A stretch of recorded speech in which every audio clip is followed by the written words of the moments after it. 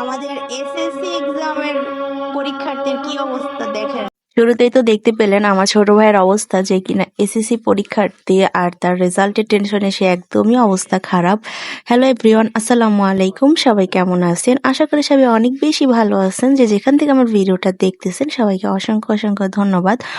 তো যাই হোক, এসএসসি পরীক্ষার্থী তো তার রেজাল্টের টেনশনে অস্থির। এদিকে আমার আম্মুও খুব টেনশন করতেছে, স্বাভাবিক, কারণ দেখা যায় যে আমাদের সন্তানদের টেনশনের চেয়ে বাবা মায়ের টেনশনটা কিন্তু অনেক বেশি থাকে। তো কি আর করা, টেনশনের মাঝেও কিন্তু ঘরের কাজকর্ম, রান্নাবান্না সবকিছু করতে হয়। তো এটা হচ্ছে রাতের বেলা, মানে আমার ছোট ভাইয়ের রেজাল্ট দিয়েছে রবিবারে, এটা হচ্ছে শনিবার রাতের ভিডিও। তো আম্মু রাতের বেলা আজকে রান্নাবান্না করতেছে, কারণ সারাদিনই রেজাল্ট নিয়ে টেনশন করতেছি আমরা সবাই। যদিও আলহামদুলিল্লাহ রেজাল্ট ভালো হবে আশা করি, আপনারা সবাই দোয়া করবেন আমার ছোট ভাইয়ের জন্য।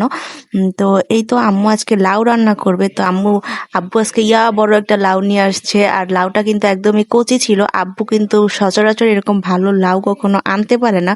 আম্মু বরাবরই আব্বুর লাউ নিয়ে সবসময় চিল্লাচিল্লি করে। তো আজকে আম্মু নিজেই বলতেছিল যে তোমার আব্বু কিন্তু আজকে লাউটা কিনে জিতছে, মানে লাউটা খুব ভালো ছিল। তো যাই হোক, এখানে আম্মু সুন্দর করে লাউটা কেটে নিল, আর লাউয়ের খোসাগুলো কিন্তু অবশ্যই ফেলবে না, এগুলো ভাজি করলে অনেক মজা লাগে। তো এখন লাউটা রান্না করার জন্য পেঁয়াজ, কাঁচামরিচ, তারপরে টমেটো সবকিছু কেটে নিল। কেটে নেওয়ার পরে এখন আম্মু মশলাগুলো বেটে নিবে। আজকে পাটায় বাটবে, কারণ ব্লেন্ড করা মশলা ছিল না, শেষ হয়ে গিয়েছিল আর কি। তো আম্মু একটুখানি ওই আজকের তরকারির জন্যই বেটে নিল। তো এই তো মশলাপাতি সবকিছু বাটা শেষ, কাটাকুটাও শেষ। এখন আম্মু আজকে রুই মাছ দিয়ে হচ্ছে লাউটা রান্না করবে। তো রুই মাছটা ভালো করে ধুয়ে নিল। আসলে রুই মাছটা আগে থেকেই লবণ দিয়ে ভালো মতো ধোয়া ছিল। এখন অনেকে মনে করতে পারেন যে লবণ দিয়ে তো ধুলো না।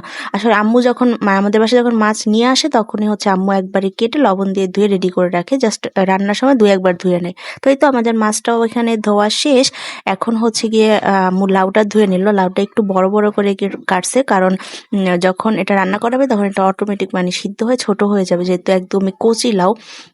তো এই তো সবকিছু ধোয়া টোয়া আমাদের শেষ। মাছটাকে ভেজে নিবে। তো আম্মু এখানে নুন, হলুদের গুঁড়া, মরিচের গুঁড়া দিয়ে মাছটাকে মেখে তারপরে মাছটাকে ভেজে নিল। মাছটাকে খুব বেশি ভাজতে হবে না, জাস্ট হালকা করে ভাজলেই হবে। আর এই দিকে শুরুতেই তো আমার ছোট ভাইয়ের অবস্থা আপনারা দেখলেনই।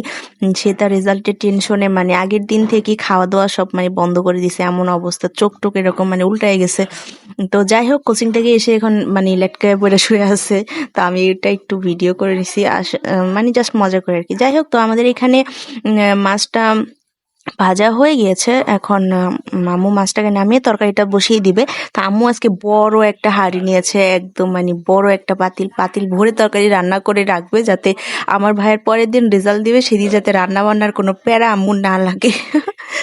মানে আম্মু খুব টেনশনে, মানে কাজ বাজ করতেছে খুব কষ্টে আর কি, খুব টেনশন কাজ করতেছে, আমাদের সবারই কাজ করতেছে আসলে। তো যাই হোক, এখানে আম্মু পেঁয়াজ মরিচ সবকিছু ভেজে তারপরে বাটা মশলাটা এখানে দিয়ে দিল। বাটা মশলা হচ্ছে আদা আর হচ্ছে রসুন। পেঁয়াজ বাটা আমরা খাই না তরকারিতে, এই জন্য পেঁয়াজ বাটা দিল না, আম্মু পেঁয়াজ কেটে দিয়েছে। তো এই তো সবকিছু মশলাপাতি দিয়ে এখন গুঁড়া মশলাগুলো অ্যাড করে দিল।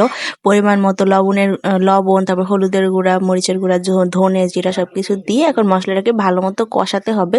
আর হলুদটা একটু কম দিতে হবে, কারণ লাউয়ের মধ্যে হলুদ বেশি ভালো লাগে না, সাদা সাদা লাউই মজা লাগে। তো এই তো মশলাটা কষিয়ে এখন আম্মু মাছটাকে কষিয়ে নিবে। মাছটাকে একদমই হালকা করে ভাজা হয়েছিল, তাই মাছটাকে এখানে একটু কষিয়ে নিতে হবে।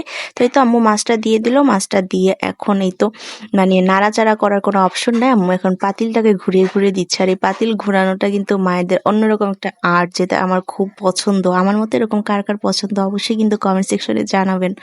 তো এই তো এখন ঢাকনা দিয়ে ঢেকে দিল। তো মাছটা কিন্তু এখানে কষানো হয়ে গিয়েছে।